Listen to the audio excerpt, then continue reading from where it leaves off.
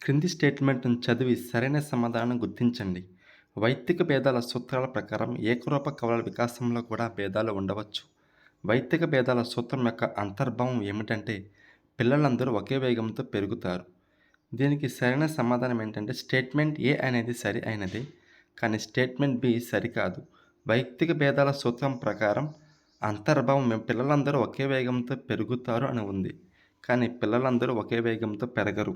కాబట్టి మనకి ఏ అనేది సరి అనేది, బి అనేది సరికాదు. కింది వానిలో సరికాని స్టేట్మెంట్‌ను గుర్తించండి. పరిపక్వత ఒక వికాస ప్రక్రియ. ఇది సరి అయినదే. పరిపక్వత అభ్యసనంపై ఆధారపడి ఉంటుంది అన్నాడు. పరిపక్వత అనేది మనకి అభ్యసనంపై ఆధారపడదు. పరిపక్వత అనేది ఒక సహజ ప్రక్రియ. ఒక వయసు రాగానే పరిపక్వత అనేది జరుగుతుంది. వ్యక్తి కణాలలో పరిపక్వతకు సంబంధించిన బ్లూప్రింట్లు గర్భధారణ సమయంలో ఉంటాయి. ఇది సరి అయినదే. పరిపక్వత అంటే అనువంశికంగా వచ్చే ధోరణుల సహజ వివర్తన. ఇది కూడా పరిపక్వతకు సంబంధించి సరైన సమాధానం. మానసిక సామర్థ్యాలు వీటి యొక్క ఉత్పత్తి. మానసిక సామర్థ్యాలు అనేవి అనువంశికత మరియు పరిసరం రెండిటి యొక్క ఉత్పత్తి. కింది స్టేట్మెంట్లను చదివి సరైన సమాధానం గుర్తించండి. స్టేట్మెంట్ ఏ. వికాస కృత్యాలు అనేవి వ్యక్తి జీవితంలో ఒక నిర్దిష్ట కాలంలో తలెత్తేవి మరియు వాటిని సాధించడంలో విఫలమైతే తరువాతి కృత్యాలు సాధించడంలో ఇబ్బందికి దారితీస్తుంది. Statement B. రచన తన 6 నెలల కొడుకు ఇంకా స్వయంగా పక్కకు తిరగడం లేదని ఆందోళన చెందుతుంది. ఎందుకంటే ఇది అతని తర్వాత కృత్యాలైన పాకడం, నిలబడడం మొదలైన వాటిపై ప్రభావం చూపుతుందని ఆమె భావిస్తుంది. దీనికి సరైన సమాధానం ఏమిటంటే స్టేట్మెంట్ ఏ, స్టేట్మెంట్ బి రెండూ సరి అయినవే. కాబట్టి దీనికి ఆప్షన్ 3 సరి అయినది. స్టేట్మెంట్ ఏ సరి అయినది మరియు స్టేట్మెంట్ బికి సరైన వివరణ అందిస్తుంది. కోల్బర్గ్ ప్రకారం నైతిక వికాస దశలు. కోల్బర్గ్ ప్రకారం నైతిక వికాస దశలు అనేవి సార్వత్రికమైనవి.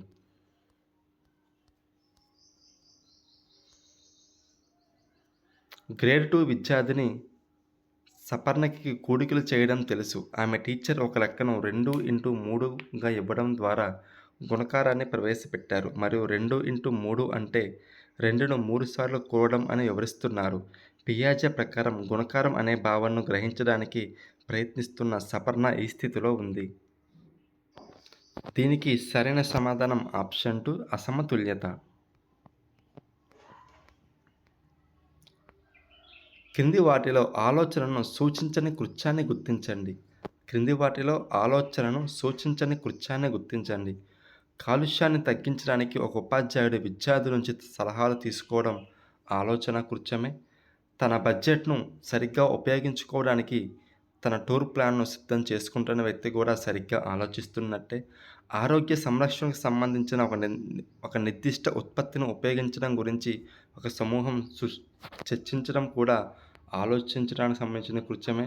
ఒక గుర్రం చిత్రాన్ని చూస్తూ గుర్రం బొమ్మను గీస్తున్న అమ్మాయి అనేది దీనికి సరైన సమాధానం కాదు. ఇది ఆలోచించడం అనే కృత్యానికి సంబంధించినది కాదు.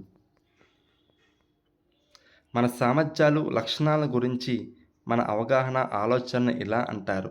దాన్నే మన సామర్థ్యాలు, లక్షణాల గురించి మన అవగాహన కాబట్టి స్వీయ భావన అవుతుంది.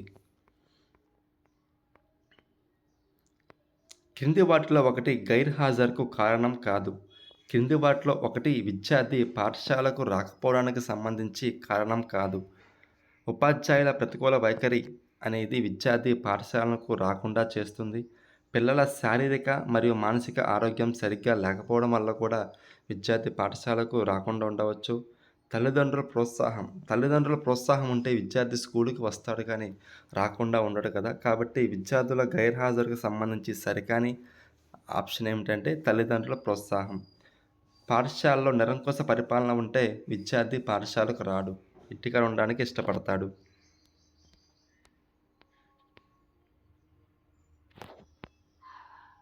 ఒక ప్రాథమిక పాఠశాల ఉపాధ్యాయురాలు విద్యార్థుల నిష్పాదనను మెరుగుపరచడంలో తల్లిదండ్రుల ప్రమేయం యొక్క ప్రభావాన్ని చూడడానికి ఒక అధ్యయనాన్ని ప్రారంభించింది.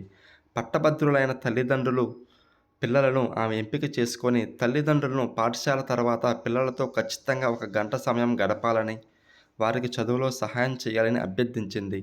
తల్లిదండ్రులు అందరూ ఉపాధ్యాయుల సూచనలను పాటించారు. ఈ అధ్యయనంలో క్రింది వాటిలో జోక్య చరాలు ఏమిటి? జోక్య చరాలు ఏమిటంటే విద్యార్థి సామర్థ్యం మరియు విద్యార్థుల అభ్యసన శైలి అనేవి జోక్య చరాలు అవుతాయి. కాబట్టి ఏడి మాత్రమే సరి అయినది. క్రింది కుచ్చాలలో వేటిని నేర్చుకోవడానికి ఒక నిర్దిష్ట స్థాయి పరిపక్వత సాధించడం అవసరం? క్రింది కుచ్చాలలో వేటిని నేర్చుకోవడానికి ఒక నిర్దిష్ట స్థాయి పరిపక్వత సాధించడం అవసరం? శిశువు ప్రేగు కదలికను నియంత్రించడం నేర్చుకోవడానికి నిర్దిష్ట స్థాయి పరిపక్వత అవసరం. పూర్వ పాఠశాల దశ పిల్లవాడు పెన్సిల్ పట్టుకోవడానికి ఒక నిర్దిష్ట స్థాయి పరిపక్వత అవసరం.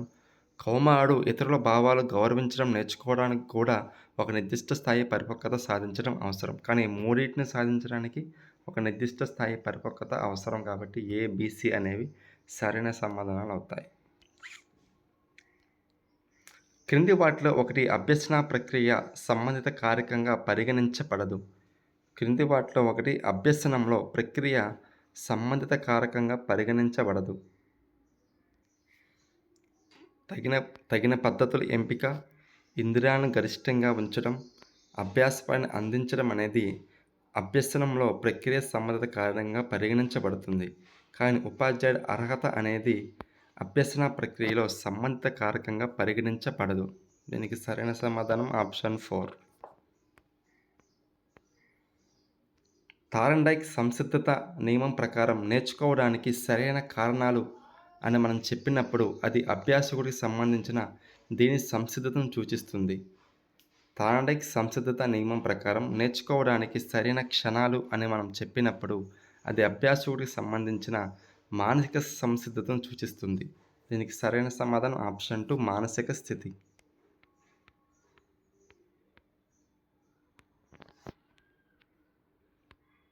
యామిని 2 ఏళ్ల బాలిక.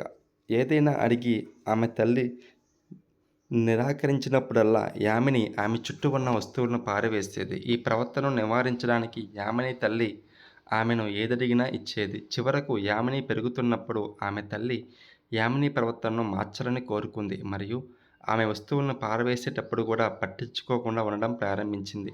నెమ్మదిగా యామిని వస్తువులను విసరడం మానేసి తన తల్లి మాట వినడం ప్రారంభించింది. పావ్లో ప్రకారం ఈ అభ్యసన సూత్రానికి ఉదాహరణ. యామినిలో ఉన్న ఒక చెడు అలవాటు పోయింది కాబట్టి పావ్లో ప్రకారం ఇది విరమణ అనే అభ్యసన సూత్రానికి ఉదాహరణ. విరమణ 3rd ఆప్షన్ సరైనది. జయ అనే పాఠశాల విద్యార్థిని అన్ని పరీక్షల్లో మంచి మార్కులు సాధించడానికి చాలా నిజాయితీగా చదువుతుంది. ఎందుకంటే ఆమె తల్లి ప్రతి టెర్మినల్ పరీక్ష తర్వాత ఆమెకు బహుమతి ఇస్తుంది. ఇక్కడ అనుసరించిన పునర్బలన నియమం. ప్రతి టెర్మినల్ పరీక్ష అంటే కొంతకాలం తర్వాత ఉంటుంది కాబట్టి ఇక్కడ అనుసరించిన పునర్బలన నియమం ఏమిటంటే స్థిర విరామ పునర్బలన నియమం. స్మృతి తన కుక్కను రోడ్డుపైకి నడకకు తీసుకువెళ్ళింది. కుక్క తనకు తాను విడిపించుకొని పారిపోయింది. స్మృతి కుక్కను వెంబడించి పట్టుకుంది కానీ చుట్టూ చూసినప్పుడు ఆమె కొత్త ప్రదేశంలో ఉందని గ్రహించింది. తన స్థలానికి తిరిగి వెళ్ళడానికి చుట్టూ చూసింది. తన ఇంటికి సమీపంలో ఉన్న మార్కెట్కు దిశను చూపించే సైన్ బోర్డ్ ఆధారంగా ఆమె ఇంటికి చేరింది. ఇది ఈ అభ్యసనానికి ఒక ఉదాహరణ. సైన్ బోర్డ్ ఆధారంగా తన గమ్యాన్ని చేరుకుంది కాబట్టి ఇది అంతర్దృష్టి అభ్యసన సిద్ధాంతం అవుతుంది. ఒక తండ్రి తన కూతురిలో అనాథ పిల్లల పట్ల సంవేదనాత్మకతను పెంపొందించడానికి ఒక అనాథాశ్రమానికి తీసుకువెళ్ళాడు. తండ్రి లక్ష్యంగా పెట్టుకున్న అభ్యసన రంగం. దీనికి సరైన సమాధానం భావావేశ రంగం. ఆప్షన్ 2 భావావేశ రంగం. కేతికి సివిల్ సర్వెంట్ కావాలనే కోరిక ఉంది మరియు పరీక్షకు హాజరయ్యింది. ఆమె సివిల్ సర్వీస్ కాకుండా కేంద్ర సర్వీసులో తదుపరి తక్కువ కేడర్ పదవికి ఎంపికైంది. ఈలోగా స్వయం పోషణ కోసం ఆమె కేంద్ర సర్వీసులో చేరి సివిల్ సర్వీస్ చదవడం కొనసాగించింది. ఇది దేనిని సూచిస్తుందంటే ప్రేరేపిత ప్రవర్తన అవసరాలు మరియు వాటి సంతృప్తి మధ్య సమతుల్యత కోరుకుంటుంది అనే దాన్ని సూచిస్తుంది. రాము ఒక షాపింగ్ మాల్కి వెళ్ళినప్పుడు అకస్మాత్తుగా కొంతమంది సంఘ వ్యతిరేక శక్తులు వచ్చి దుకాణాలను ధ్వంసం చేసి పారిపోయారు. పోలీసులు కేసు బుక్ చేశారు. పోలీసుల అభ్యర్థన మేరకు ప్రత్యక్ష సాక్షిగా రాము కొన్ని నెలల తర్వాత మెజిస్ట్రేట్ ముందు జరిగిన సంఘటనను వివరించాడు. ఈ సందర్భంలో రాము యొక్క స్మృతి ఏంటి? అక్కడ జరిగిన ఒక సంఘటనను వివరించాడు కాబట్టి ఎపిసోడిక్ స్మృతి.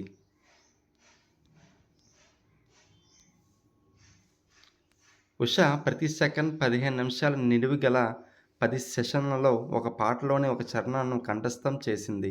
అదే పాటలో రెండో చరణాన్ని కంఠస్థం చేయడానికి ఆమె అదే నిడివి గల మరో 10 సెకన్లు తీసుకుంది. ఇక్కడ జరిగిన అభ్యసన బదలాయింపు శూన్య బదలాయింపు. ఇక్కడ ఒక రంగంలోని అంశం రెండవ రంగాన్ని ఎటువంటి ప్రభావం చూపలేదు. కాబట్టి ఇక్కడ జరిగింది ఏమిటంటే శూన్య బదలాయింపు.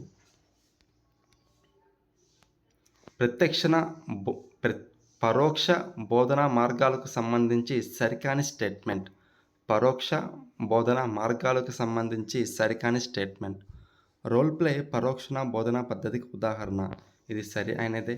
పరోక్ష బోధనా పద్ధతుల్లో విద్యార్థులు అభ్యసనంలో చురుగ్గా పాల్గొంటారు. సో రోల్ ప్లే లాంటి కార్యక్రమాలు చేసినప్పుడు, నాటకాలు చేసినప్పుడు విద్యార్థులు చురుగ్గా పాల్గొంటారు కాబట్టి ఇది కూడా సరైన సమాధానమే. పరోక్ష బోధనా పద్ధతులు అధిక ధారణకు సహాయపడతాయి. ఏదైనా ఒక అంశం చెప్పినప్పుడు మనం రోల్ ప్లే కానీ నాటకం కానీ చేయించడం ద్వారా విద్యార్థులు దాన్ని ఎక్కువ కాలం గుర్తుపెట్టుకుంటారు. పరోక్ష బోధనా పద్ధతులు ఉపాధ్యాయుడు కేంద్రకంగా ఉంటాడు అనేది పరోక్ష బోధనా పద్ధతికి సంబంధించి సరికాదు. పరోక్ష బోధనా పద్ధతుల్లో విద్యార్థి అనేవాడు కేంద్రకంగా ఉంటాడు కాబట్టి ఇది సరికాని స్టేట్మెంట్ అవుతుంది. కింది వాటిలో ఏది బోధన యొక్క ప్రీ యాక్టివ్ దశలో జరుగుతుంది? బోధనా లక్ష్యాలు మరియు ఉద్దేశాలను నిర్ణయించడం అనేది ప్రీ యాక్టివ్ దశలో జరుగుతుంది. విషయాన్ని క్రమంలో అమర్చడం కూడా ప్రీ యాక్టివ్ దశలోనే జరుగుతుంది. కాబట్టి స్టేట్మెంట్ ఏ, స్టేట్మెంట్ బి రెండూ కూడా బోధన యొక్క ప్రీ యాక్టివ్ దశలో జరుగుతాయి. సమస్య పరిష్కార పద్ధతి యొక్క ప్రతికూలతను గుర్తించండి. సమస్య పరిష్కార పద్ధతి యొక్క ప్రతికూలత. తక్కువ సమయాన్ని తీసుకుంటుంది అనేది సమస్య పరిష్కార పద్ధతి యొక్క అనుకూలత అవుతుంది. సమస్యను పరిష్కరించడానికి అవసరమైన సామాగ్రిని మరియు వనరులు అందించడం అనేది సమస్య పరిష్కార పద్ధతి యొక్క ప్రతికూలత అవుతుంది. ఉపయోగించడానికి సులభం కాబట్టి ఇది సమస్య పరిష్కార పద్ధతి యొక్క అనుకూలత అవుతుంది. అన్ని పాఠాలకు ఉపయోగించవచ్చు అనేది కూడా సమస్య పరిష్కార పద్ధతి యొక్క అనుకూలత అవుతుంది.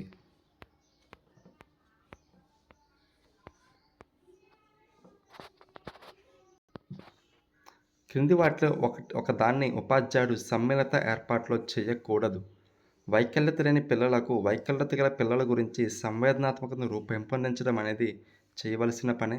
వైకల్యత సమ్మిళిత పరచుట మరియు విద్యలో ప్రస్తుత ధోరణుల గురించిన జ్ఞానాన్ని పెంపొందించడం కూడా ఉపాధ్యాయుడు చేయవలసిన పనే. సమవయస్కుల ట్యూటరింగ్ నిరుత్సాహపరచడం అనేది ఉపాధ్యాయుడు చేయకూడదు కాబట్టి ఇది సరైన సమాధానం అవుతుంది. వైకల్యత ఉన్న పిల్లల అభ్యసనాన్ని మెరుగుపరచడానికి తరగతి యొక్క భౌతిక పరిసరాలను రూపొందించడం కూడా ఉపాధ్యాయుడు చేయవలసిన పని.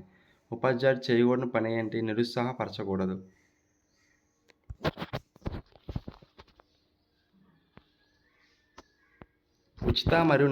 ఉచిత మరియు నిర్బంధ విద్యకు బాలల హక్కుల చట్టం సెక్షన్లోని 2009లోని సెక్షన్ 12లో నియమం 1C ప్రకారం నవోదయ విద్యాలయాలు 1వ తరగతిలో పొరుగున ఉన్న బలహీన మరియు వెనుకబడిన వర్గాలకు చెందిన పిల్లలను ఆ తరగతి విద్యార్థుల సంఖ్యలో ఎంతకు చేర్చుకోవాలి?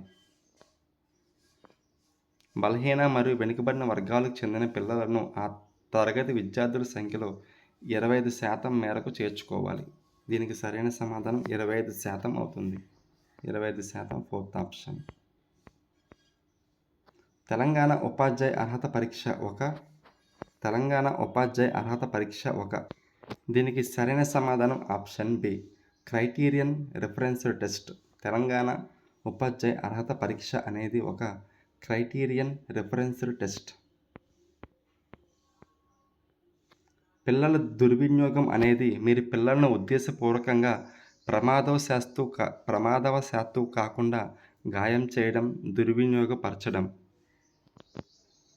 పిల్లల దుర్వినియోగం అనేది వీరు పిల్లలను ఉద్దేశపూర్వకంగా ప్రమాదవశాత్తు కాకుండా గాయం చేయడం, దుర్వినియోగపరచడం. దీనికి సరైన సమాధానం తల్లిదండ్రులు, సంరక్షకులు, యజమానులు, ఇతరులు అందరూ వస్తారు. కింది వాటిలో అభ్యాసకుడికి సంబంధించి ఏది ప్రభావవంతమైన అభ్యసనానికి సహాయపడదు? కింది వాటిలో అభ్యాసకుడికి సంబంధించి ఏది ప్రభావవంతమైన అభ్యసనానికి సహాయపడదు? పరిపుష్టిపై అభ్యాసకుడి చర్చ అనేది అభ్యసనానికి సహాయపడుతుంది. అభ్యసన లక్షణాల గురించి అభ్యాసకుడికి అవగాహన ఉండడం కూడా అభ్యసనానికి సహాయపడుతుంది. అభ్యాసకులు అనేవాళ్ళు క్రియాత్మకంగా పాత్ర పోషించాలి కానీ నిష్క్రియాత్మకంగా ఉండకూడదు. కాబట్టి దీనికి సరైన సమాధానం ఆప్షన్ 3. అభ్యాసకుడు క్రియాత్మకంగా ఉండాలి. అభ్యాసకుడికి గల గత అనుభవం కూడా అభ్యసనాన్ని ప్రభావవంతం చేయడానికి సహాయపడుతుంది. కాబట్టి అభ్యాసకుడు ఎప్పుడూ క్రియాత్మకంగా ఉండాలి కానీ నిష్క్రియాత్మకంగా ఉండకూడదు. ఈ నాయకత్వ శైలిని జోక్యరహితం అని కూడా అంటారు. ఈ నాయకత్వ శైలిని జోక్యరహితం అని కూడా అంటారు. దీనికి సరైన సమాధానం ఆప్షన్ 1. Licence fair. 3 సంవత్సరాల బాలిక తాను చూసిన పక్షి చిత్రాన్ని గీయగలిగింది. బ్రూనర్ ప్రకారం ఆమె ఈ ప్రాతినిధ్య దశలో ఉంది. పక్షి చిత్రాన్ని గీసింది కాబట్టి చిత్త ప్రతిమ ప్రాతినిధ్య దశలో ఉంది.